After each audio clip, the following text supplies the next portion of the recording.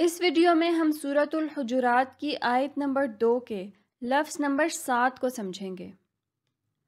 فوقا، اس کلمے کا مطلب ہوتا ہے فوقیت، یعنی ایک سے دوسرے کو ترجیحاً بلند کرنا۔ یہ اصل لفظ ہے اور اسے ہم نے کالے رنگ سے ظاہر کیا ہے۔ یہاں یہ بات بھی غور طلب ہے کہ عربی کا لفظ فوقا اور اردو کا لفظ فوقیت دونوں کا مادہ فا، واو اور قاف ہے، اور دونوں کا مطلب ہے ایک سے دوسرے کو ترجیحاً بلند کرنا۔ چنانچہ قرآن مجید کے لفظ فوقا سے اردو کا لفظ فوقیت بنا ہے۔ اردو میں اس کا ایک استعمال فوقیت دینا بھی ہے۔